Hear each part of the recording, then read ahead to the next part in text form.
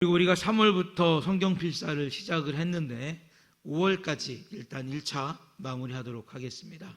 그래서 다 쓰신 분들은 1차적으로 제출을 하시고 다 아직 못 쓰신 분들은 계속 이어서 쓰시는 그런 시간이 되도록 하겠습니다. 경남노회 임시노회 두 번째 임시노회가 있습니다. 18일 목요일 오전 11시 도천교회 우리 민창학 목사님 심무하시는 도천교회에서 있게 됩니다. 저하고 장로님 참석합니다. 위에서 기도해 주시고요. 오늘 저희 가정에서 결혼 기념을 감사해서 과일을 함께 나눕니다. 이상으로 교회 소식을 마치도록 하겠습니다. 할렐루야. 자, 우리 한번 아멘을 크게 한번 해봤으면 좋겠습니다. 할렐루야. 네. 우리가 아멘을 좀 크게 했으면 좋겠다 그런 생각이 예배를 드릴 때마다 들더라고요. 앞에서 기도할 때도 그렇고 또 장로님 기도하실 때도 그렇고 저와 여러분들이 말씀을 통해서 함께 하나님의 은혜를 누릴 때 이 아멘이라는 것 저에게 그렇게 이루어지기를 원합니다. 저도 그 말씀이 내 말씀이 되기를 원합니다 라고 하는 고백이 아멘이라고 하는 뜻에 담겨 있기 때문에 우리가 은혜가 되고 또 감동이 되고 이것이 참으로 옳다라고 여겨지면 함께 아멘으로 화답할 수 있는 저와 여러분들이 되었으면 좋겠습니다. 네. 우리는 이제 우리는이 됐죠. 제가 지난번에 보여드렸던 증명사진을 가지고 주민등록증도 만들고 운전면허증도 만들었습니다. 충청남도 천안시로 시작했던 저의 신분이 이제 경상남도 통영시 이렇게 바뀌었어요. 그래서 내가 살고 있는 이 통영, 우리가 살고 있는 이 통영을 이렇게 바라보면 바다도 있고 또 바다 앞에 섬도 있고 또 저희 집에서 이렇게 둘러보면 나지막한 산도 있고 또 조용하고 차분한 분위기 속에 도시는 또 도시대로 아름답게 이렇게 잘 자리 잡고 있는 그런 통영의 모습이 눈에 들어옵니다. 그래서 사람들이 통영 그러면 놀러 오고 싶고 여유를 즐기고 싶은 그런 동네가 바로 이 통영이죠. 그런데 가만히 들여다보면 이 통영이라는 이 정말 매력적인 이 도시를 가만히 들여다보면 앞에서 이야기했던 좋은 요소들도 많이 있지만 겉으로 보기에는 낭만도 있고 여유도 있고 휴식도 있고 즐거움도 있지만 그러나 이 도시 안에도 세상의 모든 도시가 다 가지고 있는 논리가 하나 존재하는데 그 논리는 무엇이냐면 힘과 경쟁의 논리라는 거죠. 세상의 모든 도시가 다 그렇듯이 낭만이 있고 여유가 있다고 하는 이 통영에도 힘과 권력의 논리가 존재하기 때문에 그것을 가지고 이루지 못할 것은 아무것도 없습니다. 힘과 권력과 경쟁과 능력 이것이 있으면 이 세상 어디에서든지 자신이 가지고 있는 모든 것을 자랑하면서 살 수 있는 그런 세상 속에 우리 통영도 자리 잡고 있다는 거죠. 이렇게 세속화된 도시 속에서 능력과 힘과 권력과 세력이 모든 것을 쥐락펴락할 수 있는 이런 세속화된 도시 속에서 과연 하나님이 세우신 이 하나교회, 우리 하나교회가 어떠한 역할을 감당해야 될 것인가? 왜 하나님은 이런 도시 속에 우리 교회를 세워두셨는가? 오늘의 본문의 말씀을 통해서 교회의 교회됨을 또 교육에 대한 중요성을 함께 여러분과 나누는 귀한 시간이 되기를 원합니다. 오늘 본문에 보면 가이사랴 빌립보라고 하는 동네의 지명이 나옵니다. 가이사랴 빌립보, 이 지역이 어떤 지역일까 궁금증을 가지고 책을 찾아봤습니다. 책을 찾아봤는데 이 가이사랴 빌립보라고 하는 지역은 우리가 다 알고 있는 헤롯 왕의 아들 빌립이 자신을 분봉 왕으로 세워준 로마의 황제 가이사에게 감사하면서 세운 도시의 이름입니다. 도시 이름부터 굉장히 정치적인 냄새가 물씬 나는 그런 도시이죠. 그러니까 오늘날로 가이사랴 빌립보라고 하는 지방을 표현하면 윤석열, 조용석 씨, 윤석열 누구시, 윤석열 누구시 이런 시가 되는 거예요. 나를 시장으로 세워준 대통령에게 감사해서 이름을 그렇게 바꾼 그 도시가 바로 가이사랴 빌립보라고 하는 지역입니다. 말씀드렸던 것처럼 이름부터 정치적이기 때문에 이 도시에는 로마가 가지고 있는 모든 문명들이 다 자리 잡고 있었어요. 굉장히 발전적인 문명이었고 당시 사람들에게는 굉장히 파격적이고 또 편안함과 즐거움을 동시에 줄 수 있는 그런 도시였습니다. 그러니까 이런 도시 속에 살아가는 사람들을 바라보면서 이런 도시 속에 살고 있는 사람들을 바라보면서 예수님이 제자들과 함께 이 도시에 오신 것이죠. 문명이 발전했기 때문에 온갖 좋은 것들이 있기 때문에 사람들에게는 참 좋은 도시고 사람들에게는 참 여유롭고 편안한 도시가 아마 가이사랴 빌립보 지역이었을 것입니다. 왜냐하면 거기도 로마의 모든 체제가 다 존재하고 있고 그대로 그 체제를 옮겨놨기 때문에 힘과 권력과 능력과 돈만 있으면 부러울 것이 없고 이루지 못할 것이 없는 도시가 바로 이 도시였기 때문에 그렇습니다. 그리고 그와 더불어서 이 도시 안에는 온갖 우상을 섬길 수 있는 신전들이 즐비한 그런 도시였습니다. 우리가 수요일 말씀을 통해서 함께 배우는 것처럼 우상은 곧 누구의 욕구를 드러내는 것입니까? 나의 욕구를 드러내는 거예요.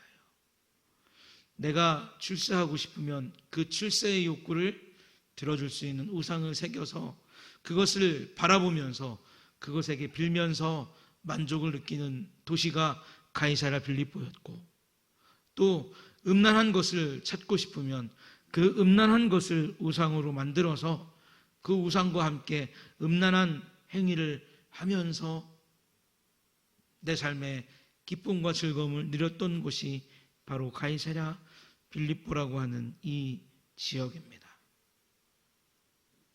사람들의 마음은 타락하고 황폐하였고 권력을 탐하면서 황제를 신으로 섬기며 살아갔습니다.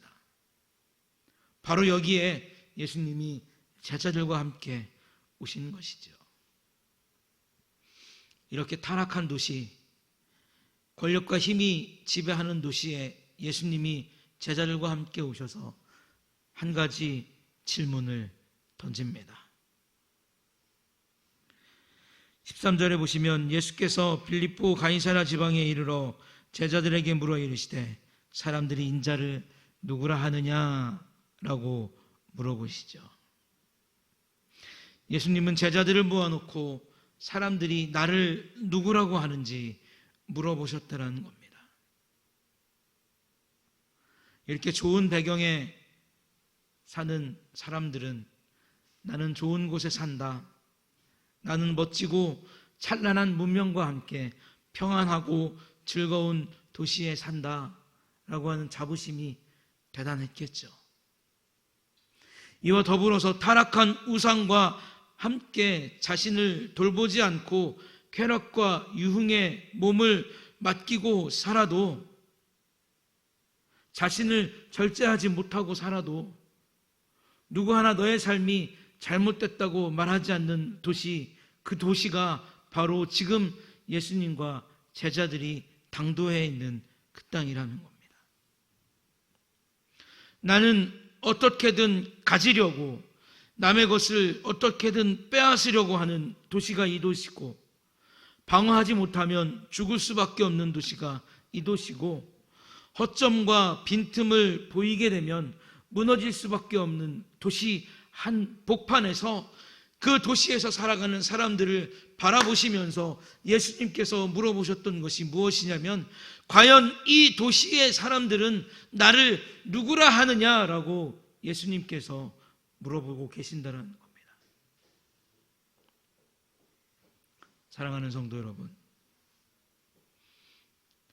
이렇게 혼탁한 도시 속에서 살아가시는 저와 여러분들은 예수님을 누구라고 고백하며 살아가고 계십니까?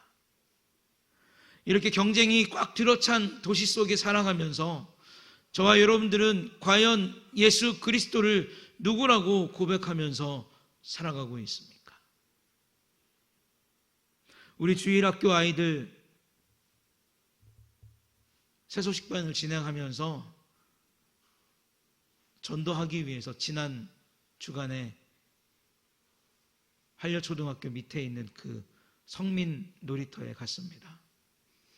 놀이터에 가서 전도를 하는데 한 부부가 나타나서 이 땅에는 종교의 자유가 있는 나라인데 왜 전도하느냐, 왜 아이들에게 강제로 오라고 해서 듣기 싫은 말을 전해주려고 하느냐, 그렇게 이야기했다는 거예요. 종교의 자유가 있는 나라에서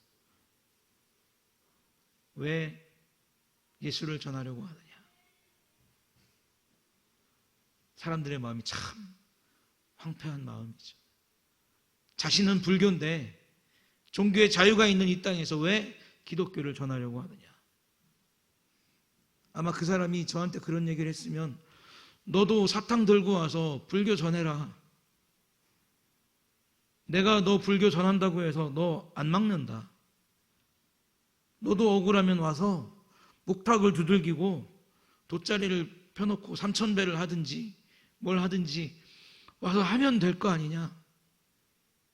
우리가 아이를 강제로 데려왔다고 하는데 강제로 데려온 거 전혀 없거든요. 모여볼래? 와볼래? 이야기 들어볼래? 이렇게 해서 아이들이 모였습니다.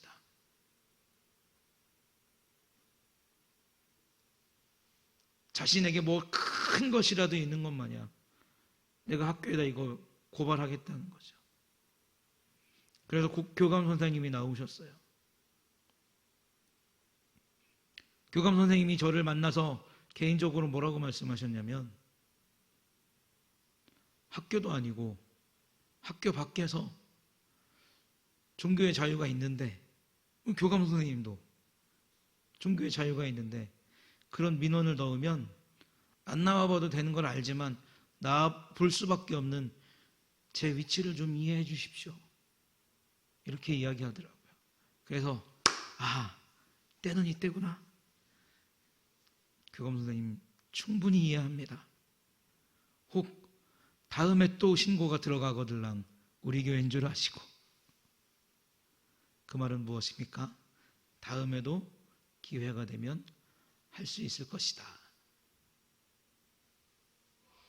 그런데 그 뒤에 그 교감 선생님 또 무슨 말씀을 하셨냐면, 한 아이의 이름을 물어보면서 그 아이가 우리 교회에 다니는지 물어보시더라고요. 그래서 우리 교회에 다니지 않습니다 라고 이야기했더니,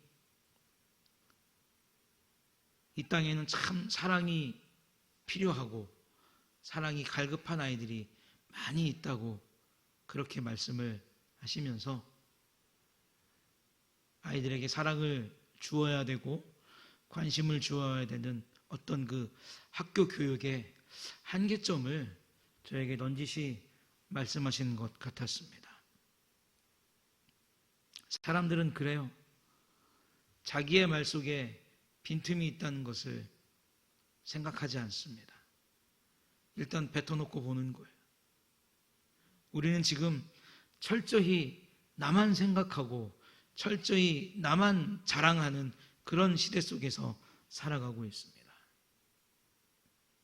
지금의 이 시대, 그리고 예수님 당시에 그 도시를 바라보던 주님의 마음은 어떠한 마음일까요? 이 도시의 사람들, 이 가이사랴 빌립보의 사람들이 나를 누구라고 하느냐? 더러는 세례 요한이라고 생각을 하고, 더러는 엘리야라고 생각을 하고, 더러는 예레미야라고 생각합니다 라고 답변을 하죠. 영적인 눈이 있으니 만무했던 그 사람들은 자신들이 보고 싶은 대로 보면서 예수님을 판단하고 기대하고 싶은 것을 가지고 예수님을 평가했습니다.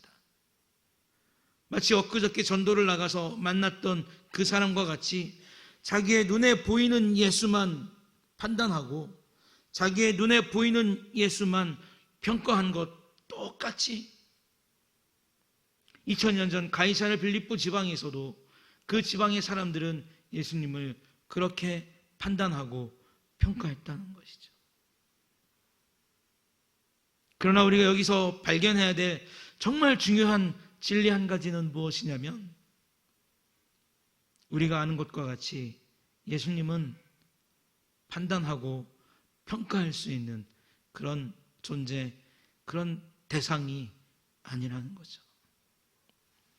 영접해야 되는 대상, 사모해야 되는 대상, 섬겨야 되는 대상이 바로 예수 그리스도입니다. 그래서 그 예수 그리스도를 섬기고 모시고 살아가는 우리의 기쁨과 즐거움과 감사가 충만했기 때문에 담은 아이들에게 어떤 작은 장난감 하나를 가지고 나가서 복음을 전했는데 우리는 거기에서 무엇을 보았습니까? 세상의 힘과 세상의 권력에 취해 있는 사람들의 모습을 보았다는 것이죠. 그 사람들과는 다르게 우리에게는 그리스도를 잘 볼 수 있는 영적인 눈을 가지고 있습니다. 하나님께서 선물해 주신 눈으로 예수 그리스도를 바라볼 때 가장 정확하게 바라볼 수 있고 또한 사모하고 영접할 대상으로 바라볼 수 있는 것이죠. 그러나 타락과 더러움이 일상이 된 자들에게 이러한 것을 기대하는 것 자체가 허망한 일이죠. 허망한 일입니다. 아직 가야 할 길은 멀고 그 길은 험하고 온갖 경쟁과 다툼이 내 길을 가로막아서 단 하루도 마음 편하고 싶고 단 하루도 즐겁게 살고 싶은 그런 환경이 내게 열리기를 바라지만 고달픈 인생들에게 예수를 바르게 볼 수 있는 영적인 눈이 없음은 너무나 당연하다는 것입니다. 그 당시의 사람들이 그렇게 살아갔다는 것이죠. 보기에는 훌륭하고 보기에는 좋아요.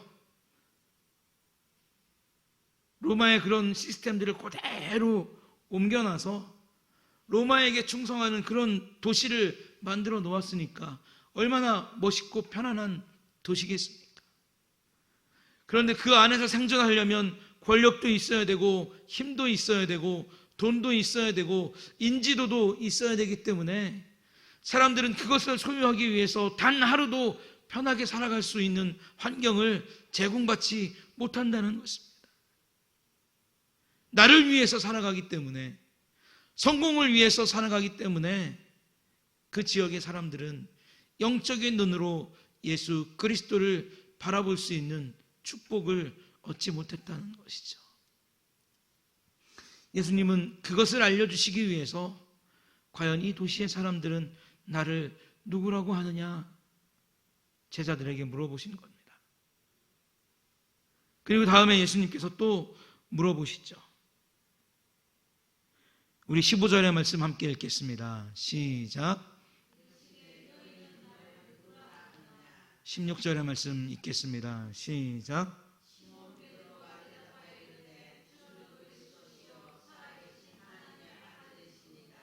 아멘. 이제 다음 주에 17절과 18절을 가지고 서로 사랑의 주의를 함께 나눌 텐데요. 우리가 고백하는 예수는 그리스도입니다. 구별되신 분, 기름 부음을 받으신 분이시죠. 수요 예배 때 함께 나누었던 것처럼 왕과 제사장과 선지자의 역할을 감당하시기 위해 이 땅에 오신 참 하나님이시고 참 사람으로 오신 예수님이십니다. 사무엘상 9장 16절을 보면 내가 이맘때에 내가 베냐민 땅에서 한 사람을 내게로 보내리니 너는 그에게 기름을 부어 내 백성 이스라엘의 지도자로 삼으라 라고 말씀하십니다. 시편 2편 2절을 보면 세상의 군왕들이 나서며 관원들이 서로 꾀하여 여호와와 그의 기름 부은 받은 자를 대적하며 이렇게 나오죠. 주님은 온 세상의 왕으로 오셨고 단번에 자기의 몸을 들여서 우리의 죄를 사하실 제사장으로 오셨고 하나님의 나라를 전파하는 선지자로 오셨습니다.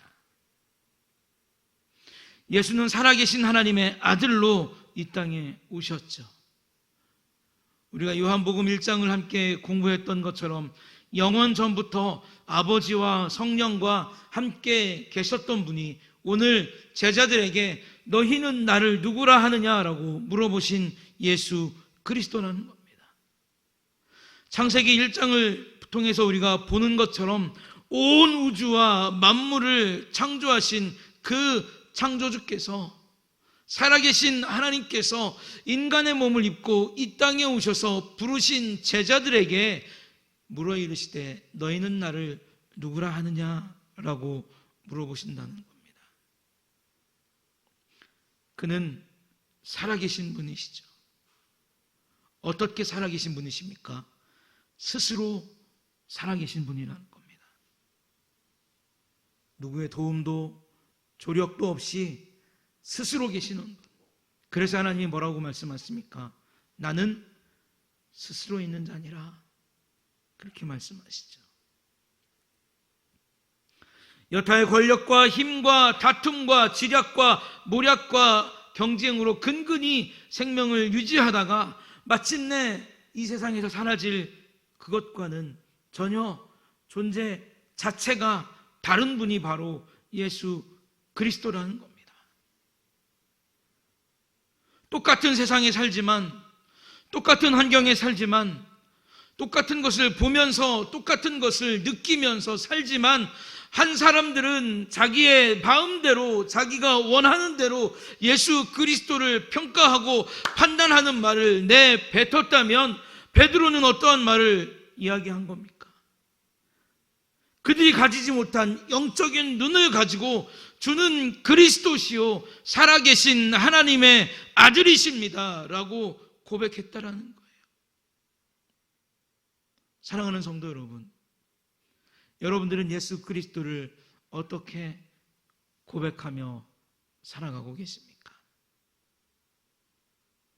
우리가 찬송하는 것과 같이 우리를 영원한 죽음 가운데에서 건지시기 위해서 저 높고 높은 별을 넘어 이 낮은 땅 위에 예수께서 오셨다는 사실입니다. 우리는 이것을 이 땅의 아이들에게 가르쳐야 될 사명이 있는 사람들이에요. 우리는 이것을 이 땅의 아이들에게 심어줘야 될 그런 사명이 있는 사람들이라는 겁니다. 100여 명 또 300여 명 남짓한 아이들이 우리 교회 주변의 초등학교에 공부하고 있어요. 또 중학교도 있고 고등학교도 있습니다. 그런데 이혜리가 집에 갈 때마다 물어보는 게 그거예요. 아빠, 왜 고등학교 오빠들은 9시, 10시까지 공부해요? 아빠, 오빠들은 몇 시에 집에 가서 자요? 그 아이들 뿐만 아니라 지금 우리와 같이 있는 저 보석 같은 아이들도 배워야 할 것이 너무나 많은 시대를 살아가고 있습니다. 한글도 배워야 되고, 영어도 배워야 되고, 수학도 배워야 됩니다.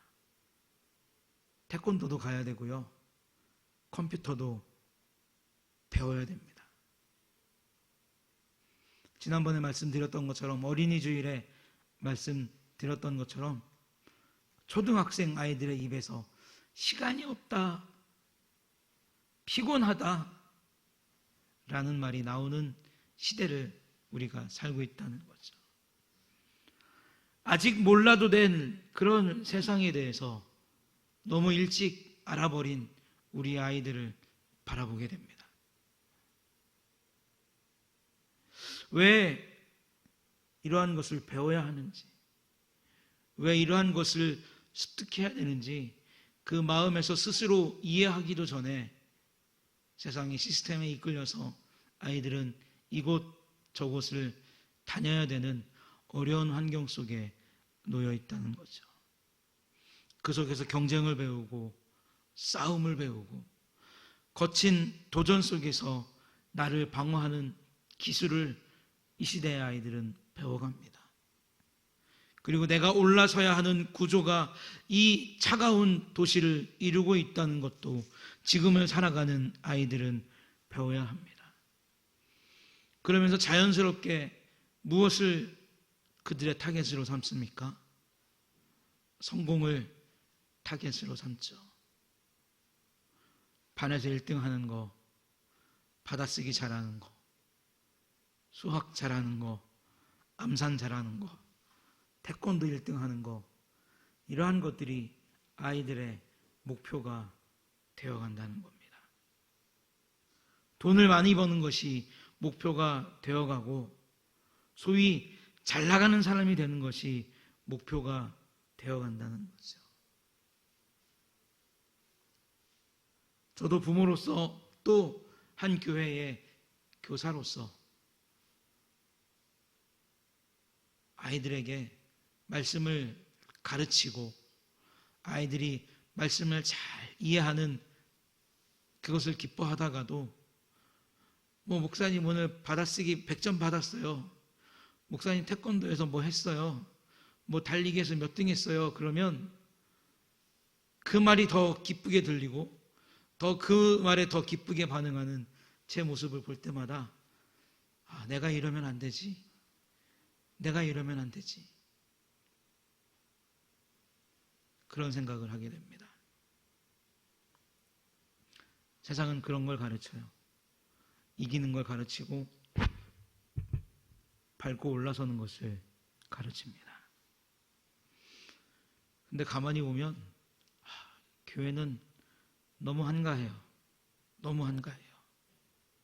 성경 가르치고 찬양 가르치고 착하게 살고 순종하면서 살고 남을 배려하고 사랑해주고 함께 가는 것을 가르치는 곳이 교회입니다. 너무 한가하죠. 그런데 왜 예수님께서 가이사랴 필리포에서 이 땅의 사람들이 나를 누구라 하느냐라고 하는 질문을 제자들에게 던지셨겠습니까? 그리고 왜 예수님께서 그러면 너희는 나를 누구라 하느냐라고 하는 말을 왜 제자들에게 던지셨겠습니까? 저들을 너희와 같이 만들어야 될 책임이 너희에게 있다는 것을 가르치기 위해서 예수님은 그 질문을 던지셨다는 거예요. 우리는 이 땅에 수많은 아이들에게, 또 우리 교회를 지금 출석하고 있는 아이들에게 세상의 사람들이 어떻게 살아가는지 가르쳐야 됩니다. 세상의 가치관도 가르쳐야 돼요. 세상의 기준도 가르쳐야 됩니다. 태권도 배우고 뭐 배운다 그러면 잘한다고 칭찬해 줘야 돼요. 그러나 그것보다 더 심혈을 기울여서 가장 큰 가치관으로 삼을 수 있는 것, 그것은 바로 예수 그리스도를 구주로 고백하는 믿음의 신앙 고백을 가르쳐야 되는 줄로 믿습니다. 그것이 오늘 교회가 해야 되는 사명이고, 그것이 이 차가운 도시 속에 하나님께서 예수 그리스도의 보혈을 통해서 우리 하나교회를 세워주신 목적이라는 것이죠. 세상은 돈과 권력을 통해서 넘어졌을 때 남들이 손을 내밀어줘서 일어날 수 있는 방법을 가르쳐 준다면, 우리는 넘어졌을 때 돈과 권력이 없어도, 다른 사람들이 손잡아주지 않아도 예수 그리스도께서 손을 내밀어서 우리를 일으켜 주신다는 사실을 가르쳐주는 교회가 되어야 한다는 겁니다. 권력이 없어도, 경쟁하지 않아도, 도전하는 세력들이 많아도 그 모든 것을 다 훌훌 털고 일어날 수 있는 능력이 예수 그리스도를 통해서 나에게 충만할 수 있다는 사실을 가르치는 교회가 우리 하나교회, 또 우리 성도들, 모든 선생님들이 되어야 된다는 것이죠. 사랑하는 성도 여러분, 얼마 전에 몇 글자 안 되는 문장을 쓰는데 저희 딸이 이건 어떻게 써야 돼? 이건 어떻게 써야 돼? 뭐 예를 들어 발근을 쓸 때 리을 기억을 쓰잖아요, 받침으로. 아빠 발근은 어떻게 써야 돼? 막 속이 터지는 거예요. 이제 좀 있으면 초등학교 가야 되는데 속이 터지는 거예요. 그 짧은 몇 문장을 쓰는데 한 7번은 물어보더라고요. 그래서 얘가 글을 알긴 알지만 아직은 까막눈이구나. 어떻게 글을 가르치지? 학교 들어가서 뒤떨어지면 어떡하지? 그런 생각을 했어요. 근데 조금 있다가 이혜리가 뭘 하냐면 엄마 탭을 딱 펼쳐놓고 성경을 쓰는 거예요.